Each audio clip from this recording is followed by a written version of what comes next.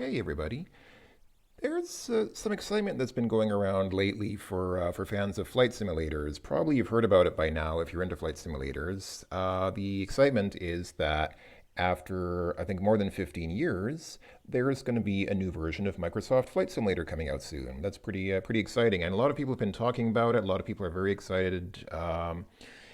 And LGR recently did kind of retrospective on Microsoft Flight Simulator version 4, which was in many ways one of the most important versions of Flight Simulator because it allowed you to do things like design your own aircraft frames and landscapes as well. It had a fully fledged map editor, which other versions of Flight Simulator didn't have. So actually, I don't think version 4 came with that, but I think there was an add-on for it, which was something pretty special. I think later versions didn't have that. So, anyway, so there's a lot of talk lately about flight simulators, classic ones and new ones, but it made me think of this flight simulator that I want to show off today. So, what I'm going to show off is a flight simulator which, as far as I know, is just known under the name JETSET. Has nothing to do with wealthy people, the jet set economic class. It's just the jet simulator, a simulator of flying a 747 jet airliner.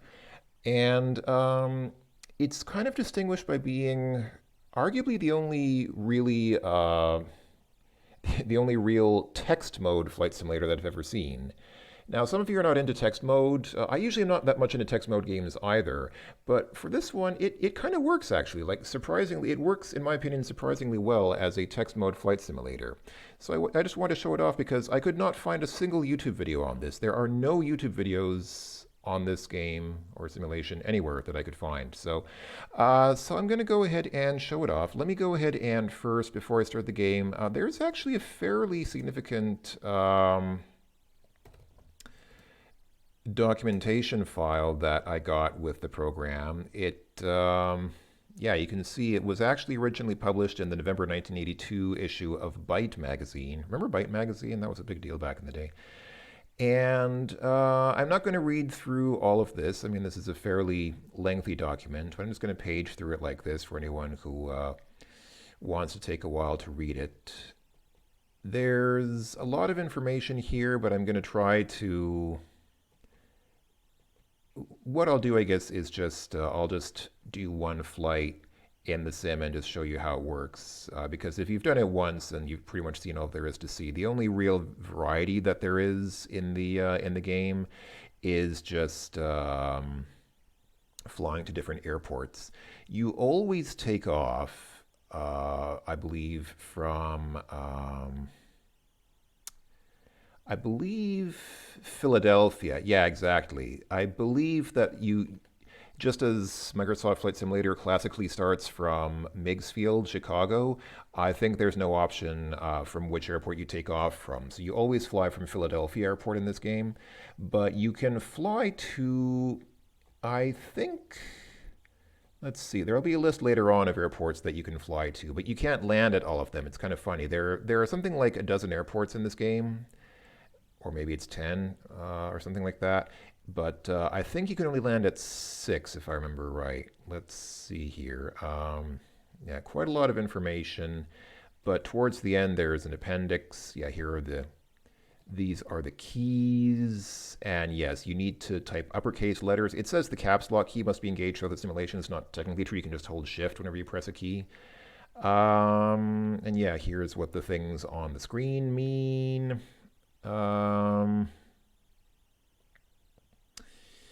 And yeah, here we go. So these are the locations and frequencies of the simulated VOR ground stations. You can see there are 8 of them here. And these are real life frequencies. So, for example, what I think I'll do, I'll go ahead and fly to JFK International Airport in New York. And that does, in fact, use a communications frequency of 115.9 megahertz. That is, in fact, the VOR nav frequency for that airport. So these frequencies here are actually real life. Yeah, here's the takeoff procedure. Here is a practice flight to Buffalo, which it describes. Here's how you do a landing. And here's a flight plan from Philadelphia to Buffalo, and here's a flight plan from Philadelphia to JFK, which is what I'm going to attempt today. But just before I do that, let me also go ahead and check out the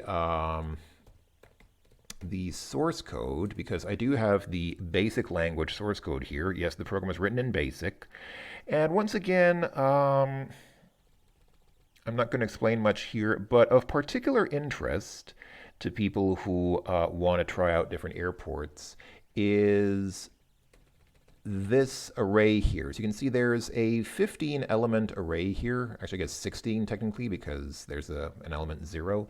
And these are are all of them actually populated? I guess they are. Looks like it. Yeah, so there are actually 16 different VOR points that you can navigate to. And what is a VOR? It's basically just, it's a navigation station. A VOR in itself is not an airport. It's just a point on the Earth that you can navigate to using a radio VOR beacon. But these here, exactly, the ILS constants for the airport. So this is kind of a funny thing which the game does. For each airport that you land at in the game, you will need to know what the game calls the localizer direction. The first airport here this is JFK International. And this one has a localizer direction of 28. So that's important to remember. That's important to know when you're landing at the airport, because you need to turn your plane to that heading to activate the game's landing sequence. I actually don't know what this other number here is. 238? I do not know. I do not know what that number is. No idea. Don't know. But anyway, the second number here is important at least. These are the so-called localizer directions for the 6 airports that you can land at. So these 6 airports here are the 6 airports that you can land at. The other VOR points are maybe real-life airports, but you can only fly by them, you can't land at them. And these are the actual coordinates. These are, the latitude and longitude coordinates, which are not that useful in this game. I mean, they're there, they exist in the game, but yeah, I'm probably not going to use those. Anyway, and then this is the rest of the source code. Should I go through the rest of the source code? I guess I could briefly just page through it all so that somebody who wants to type all of this in can do so. In case, actually, if you do a search on this online, you can probably still find this on my website. I have this code on my website, and it should still be there. Unless my site gets taken down between now and whenever you're seeing this video, in case you're seeing this video 50,000 years in the future. And my website's not still up at that time, because who knows, anything could happen between now and then. So yeah, I don't know if anybody actually wants to type all this in, or if you want to search for this on the internet, but if you're curious, you should be able to find this. It is it's just basic, I mean, it's normal basic code. It's nothing too fancy, but there's a lot of it. I mean, you can see it's a relatively lengthy program. We're up to line 800, and we're getting close to the end, but we're still not at the end yet. I think this whole source code is something like 32 kilobytes in size, so that was pretty, that was kind of pushing the boundaries of what microcomputers could process in 1982. This was a pretty at the time, this was actually a fairly complex program, I guess, by relative standards. So anyway, okay, let me go ahead and actually just pull up my notes. I did make a list of notes of things that I want to do while doing this, because I don't want to forget. I haven't played this in a long time. When I was a kid, I played through this several times, but I don't remember all the details of all the keys that you need to press and everything. So anyway, okay, so let's go ahead and get started. I think it's just 7:47 here. Yeah, there we go. Oh, you didn't actually see the introduction screen because, I should probably turn down the cycles in DOSBox. Okay, let me take off first. I'll take off because right when the plane lifts off, this is actually, let me just give you a little amusing pointer. See the airspeed in the middle and the vertical speed next to it? and the altitude. Take a look at what happens with those right after I lift off, because the game is not speed limited. Mostly the game is speed limited. Mostly it runs well even on very high speed CPUs, but there are a few things which are not CPU speed limited. And so right when you lift off, your vertical speed goes to something like 100,000 feet per minute or something ridiculous like that. It's kind of funny to watch. After I've lifted off, I should probably slow down DOSBox because it makes some things fairly difficult if you just keep it running at top speed. But anyway, okay, let's go ahead and get started. So we are at Philadelphia International Airport, and we need to take off. So to take off is fairly simple.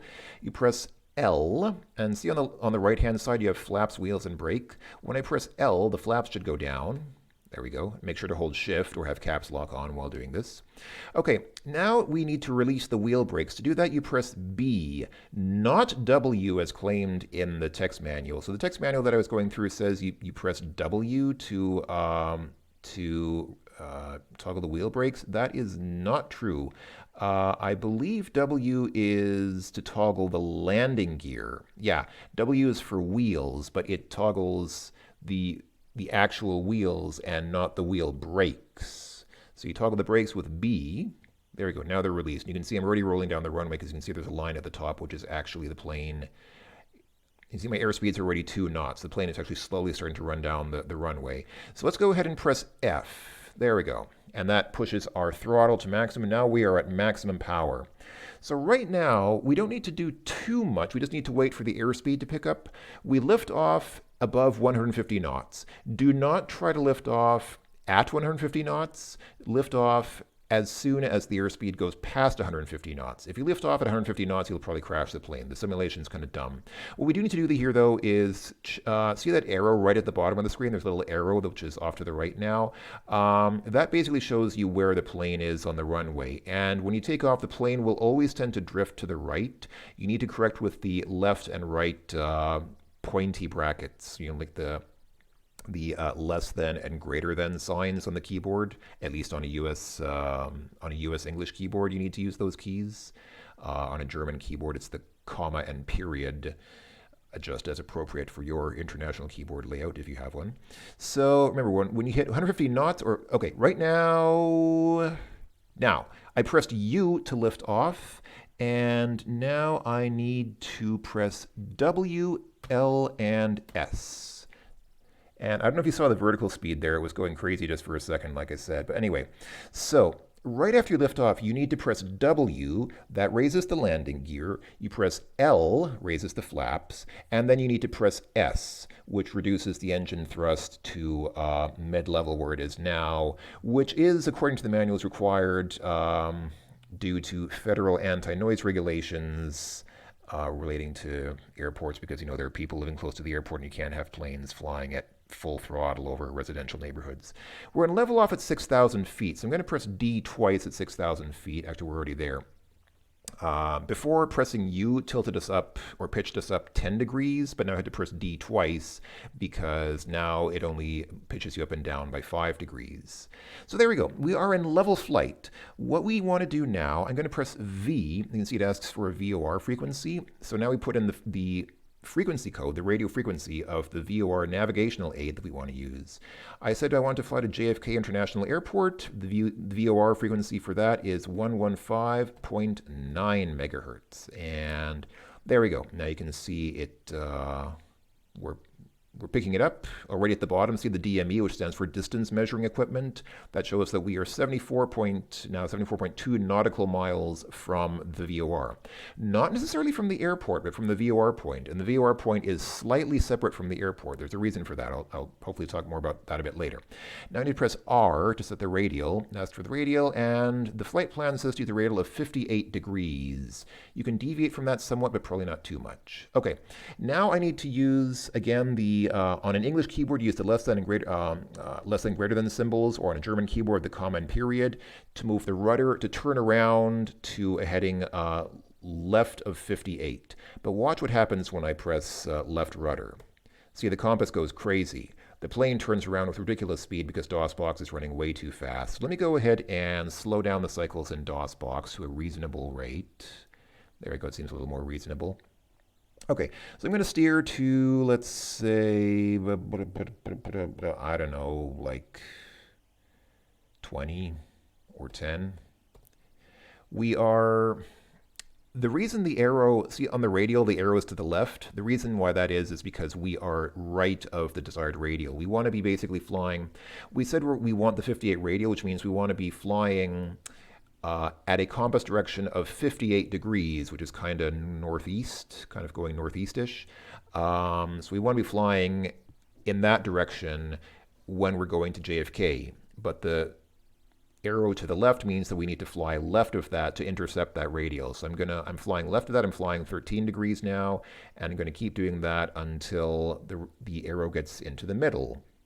When the arrow gets into the middle, then we're on the 58 radial, and we can fly 58 degrees, and flying 58 degrees will take us directly to JFK International Airport. So we're just going to wait a little bit. Wait for just a little while. The arrow is already moving towards the center, so we don't have too long to wait. Just 3 more notches.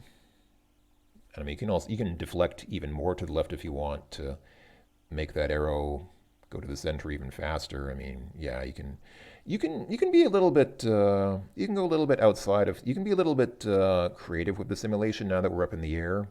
I'm probably going to fly to JFK at 400 knots, which is the current speed, because that's what the flight plan says.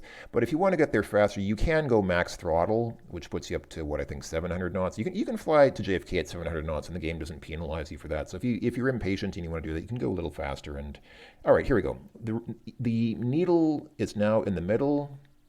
So let's go ahead and point our plane at 58. And I think we're going to drift a little bit. Let's watch the arrow just for a bit, because I think there are winds up here. We actually don't. You don't see any indication of. You don't see any visual indication of the winds. And there's no weather report or anything like that. Or maybe there was. Maybe there was a weather report at the very beginning of the game. That text that we didn't get to read because the game skipped through it too fast. Maybe that. I think that was a weather report. Okay, so you can see the needle's drifting a little bit to the left. So let's do this. Let's get it back in the middle. And since the wind appears to be blowing us just a little bit off course, come on, there we go. Instead of pointing 58, let's try pointing 56. Maybe that'll help keep that needle a little bit centered. Yeah, the game apparently, or allegedly, is fairly complex. Oh, even 56 is, okay, let's try 54 then. See if that works. The game apparently is fairly complex in how it calculates your position. So first of all, actual flight simulation in like long-range flight simulation is not simple, because the Earth's surface is, of course, curved, and the manual claims that the game actually tracks your plane's motion against the grid of the Earth's meridians and parallels, which is, the math behind that is not simple, because you need, as the manual says, spherical trigonometry due to the Earth's curved surface. So calculating that is, I mean, I guess it's just math, but I don't know what the equation for it is. I don't know how complicated it is, but obviously, it's something that, it's not necessarily simple. But yeah, apparently the game does that. And then there's wind to account for. So the wind, like I said, is blowing us a bit off course. So that's why we seem to be pretty steady now, pointing at 54. So basically, flying at a compass direction of 54 is moving us along the 58 radial, because the wind is blowing us slightly off the pointed course that we're going at. So now it's a bit boring. Now we just kind of wait. We just kind of sit and wait until we get closer to JFK. And like I said, you can go full throttle, speed it up a little bit, but I'll play it by the book and not do that. You don't go that much faster anyway. I mean, 400 versus 700 knots. Okay, it's like almost twice as fast, but it's still not that huge of a difference. So yeah, let's see. I guess there's not much to do now except wait. So yeah, in the upper right, you can see the VLF Omega system, which shows your plane's current latitude and longitude. That is potentially useful. I mean, yeah, on maps, like on proper world maps, you can see, the latitude and longitude lines and kind of locate yourself anywhere in the world as long as you know your latitude and longitude. Potentially useful, but as the manual says, that is usually used for intercontinental flights. For relatively short haul flights like this, I mean, we're flying less than 100 miles. from Philadelphia to New York. So, for relatively short haul flights like this, the Omega system will generally not be used. You'll typically use VOR, which is what we're doing here. Um, what else? I mean, altitude is fairly clear. Vertical speed and airspeed, I think, are fairly clear. Compasses are compass direction. Um, Pitch is how far up or down we're pitched. Right now we're at 0 degrees, which means we're in level flight. Thrust is, just the throttle setting, how far open the throttle is. Fuel is obviously how much fuel we have left, and the percent next to it is how much percentage of total fuel. It's at 61 because we didn't take off with a full tank. We did not already burn up 40% of our fuel, I don't think. It's just that we didn't take off with 100% fuel for whatever reason, and so that's why it's at 61%. VHF 122 megahertz, that's just the communications frequency as far as I know, which we're not even going to use. And then radar altitude becomes relevant. The other stuff in the lower left becomes relevant when we start getting close and when we start landing.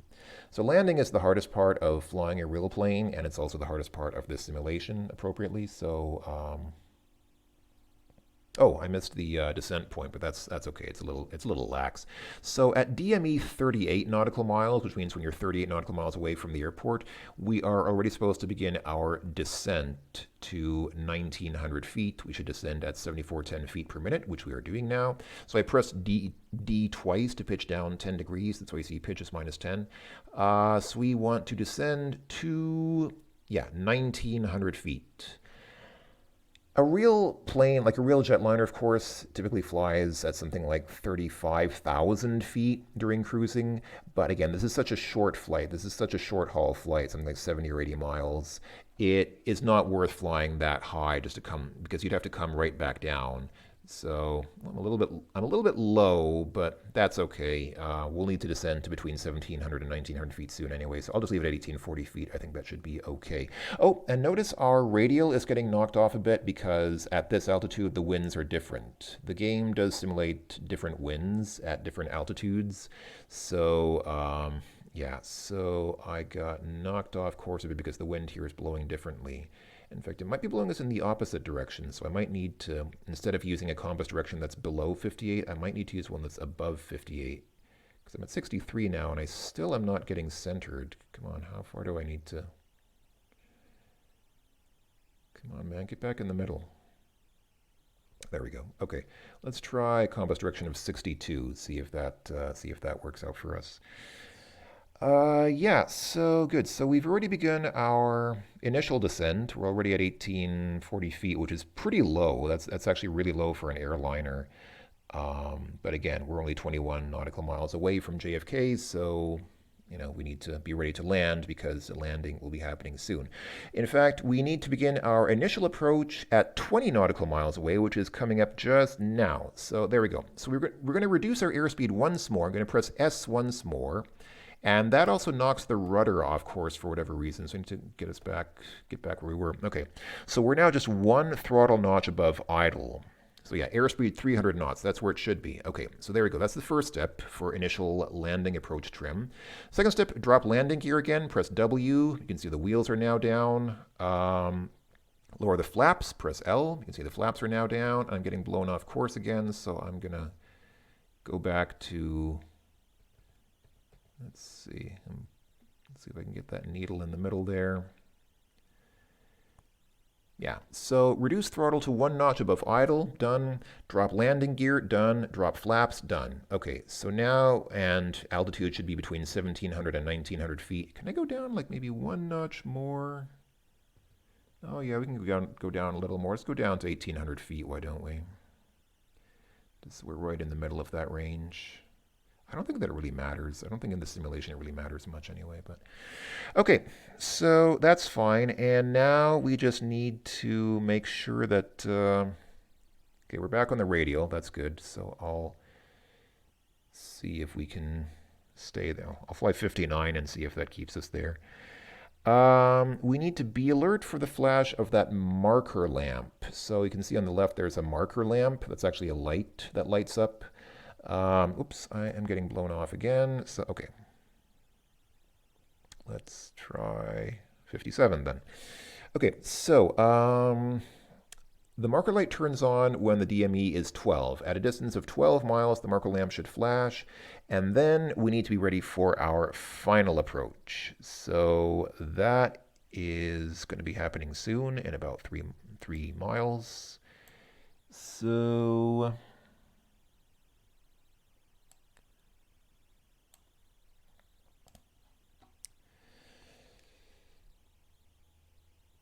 now just 2 miles to go.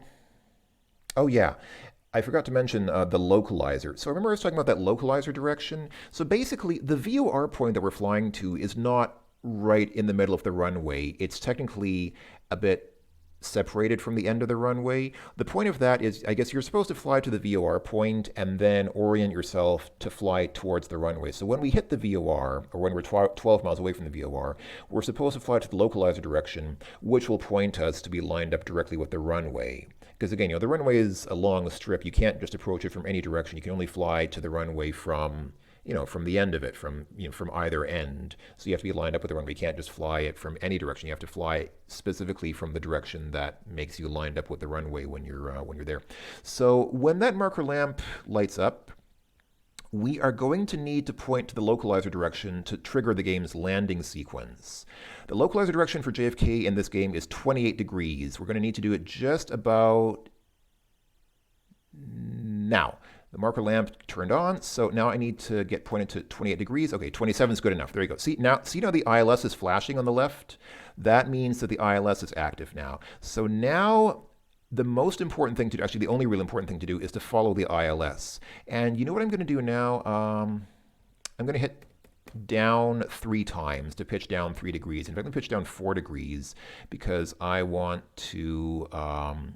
yeah, there we go. I'm going to press U. Okay, so this pitch should work pretty well for us. -3 degrees, as long as you're already on the right glide slope, which we are because the O is in the middle now.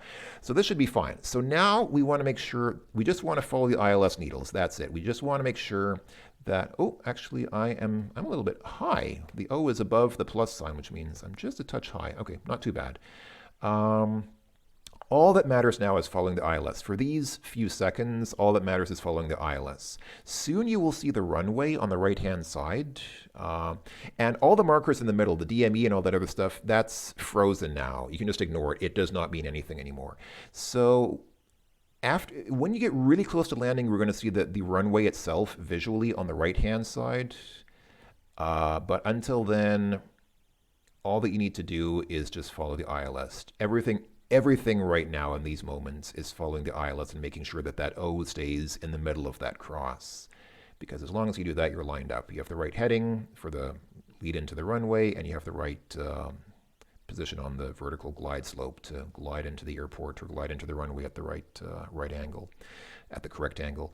So I'm still a little high. Okay, so I pressed D to correct that, and now we're back where we want to be. This is looking good. This is looking good. So...